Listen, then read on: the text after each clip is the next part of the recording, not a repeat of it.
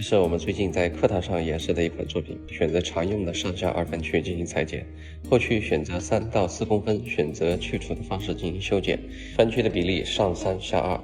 那我们在裁剪下区的时候，我们要注意长度的设定是裁剪有关短发的关键，因为这取决于能不能把下区收得非常服帖，以及转角的区域能不能保留它的长度来修饰我们的颈脖。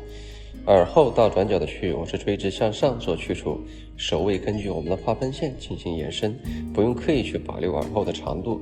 因为角度会决定到长度，同时又会拿掉这里的厚度。不管你有哪一种去除的方式，下去用三角去除，还是定点放射，还是渐增，那得到的结果一定是让我们的下头围产生服帖，给我们上去的堆积留有空间的同时，又可以去支撑和过度协调我们层次的落差。当然也有设计师会很纠结这个下区的裁剪，特别是两侧的地方，为什么向上提拉？因为这里既要保留厚度，又要保留长度，那么选择向上去做提拉是比较好的一种方式。再去用削刀把底线做均匀。那么剪圆形堆积的时候，我们要注意亚洲人的头型都会偏宽，所以我们在这个区域去裁剪的时候，尽可能要去想清楚，左右的发片会决定我们圆形的形状，上下的提拉的角度会决定我们层次落差。选择用点剪的方式呢，是更好的得到层次的过渡和融合。那么修剪反手边的时候，我们要注意，尽可能让你的带位的方向要超过我们的侧重线，一片过渡一片，随着头型往下走。那么在剪到中间的区域的时候，我们的双手一定要过渡到中间的区域，否则会产生这个圆形堆积两边不对称和层次不协调，以及一边过柔和一边偏硬，这是大部分设计师得到问题，包括在我们现场的学员也都是在实操的过程中犯的最多的一种错误。还有现代商业的发型，多数是追求居家自然打理，所以在检测两侧边角，我们尽可能去选择削刀去过渡，削一个45度的斜的切口，固定我们的手位，摆好我们手的斜度，这样呢又快速，同时得到的切口也很柔和，对之后的修饰、造型、项目的介入都是非常好的一种选择的方式。对于想要追求工作效率的设计师，我相信他应该明白这些。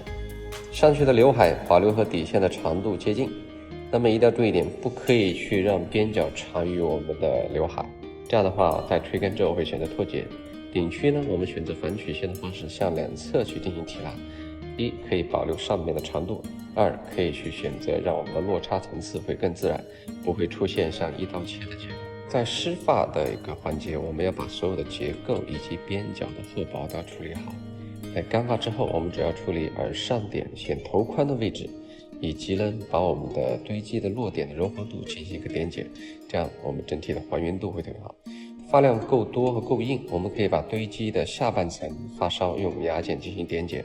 这样是为了更好的呈现还原度，同时让它的过渡更自然，以及拿掉短发当中所有裁剪出来的形状。还有在修剪一款头发的同时，无论是看视频还是现场学习，我们要明白，我们今天修剪的一款是可以让顾客自己居家打理的发型。设计师我们本身心中的目标一定要很明确，在吹干之前一定要得到非常好的自然的状态才可以吹干，而不是通过大量干发的修饰而决定最后的结果。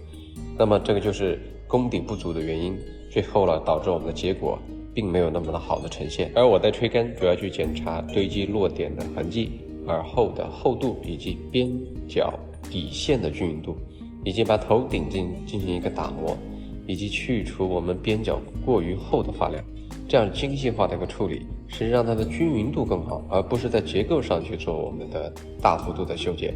这也是很多设计师为什么那么多的设计师在干发的时候修剪时间过长，这是湿发的结构铺垫并没有好。那么问大家，你是否是在修剪一管头发的时候时间过长，以及吹干之后呈现的结果是不是你所设定目标的结果呢？希望这款视频对你带来有益，我们下期见。